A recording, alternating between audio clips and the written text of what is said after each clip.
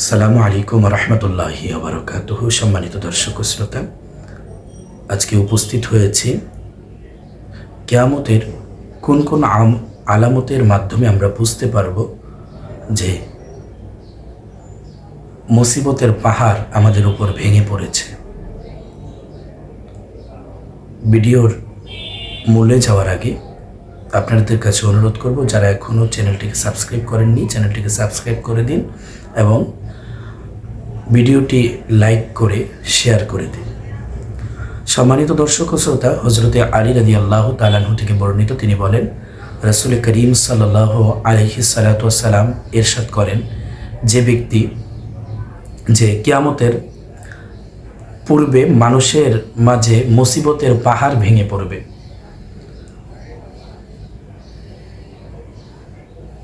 যখন 12টি আলামত মানুষের মাঝে তথা আল্লাহর জমিনে দেখা যাবে, তখন মুসিবতের পাহাড় মানুষের মধ্যে ভেঙে পড়বে, মানুষের মাঝে ভেঙে পড়বে মুসিবতের পাহাড়।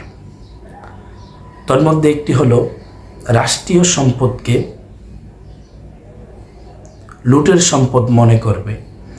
যখন তার উম্মতরা, নবী পাকের উম্মতরা রাষ্ট্রীয় সম্পদকে লুটের সম্পদ মনে করবে, যখন আমানতকে লুটের মাল মনে করবে এবং তা আত্মসাৎ করবে,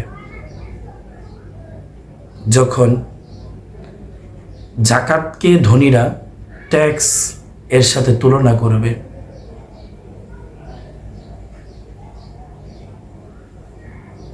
যখন পুরুষরা স্ত্রীদের আনুগত্য করবে, তাদেরকে মূল্যায়ন দিতে গিয়ে মা বাবার অবাধ্য হবে,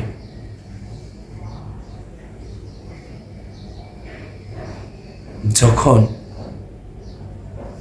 এই জমিনে সুদ ঘুষের মাত্রা বেড়ে যাবে।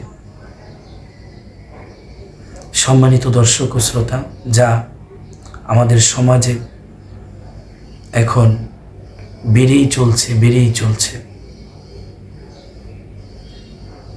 মানুষগুলো বন্ধুকে তো আপন করে নিবে যে তার পিতার সাথে মাতার সাথে খারাপ আচরণ করবে, কিন্তু বন্ধুর সাথে ভালো আচরণ করবে। মানুষ অযোগ্য লোককে, যার কোনো যোগ্যতা নেই, তাকে নেতা বানাবে। যখন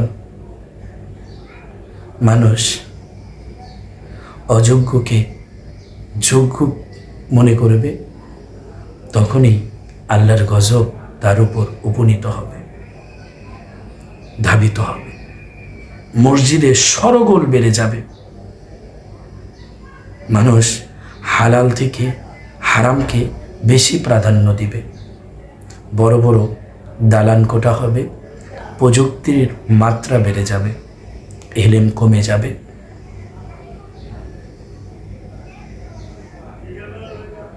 সম্মানিত দর্শক ও শ্রোতা,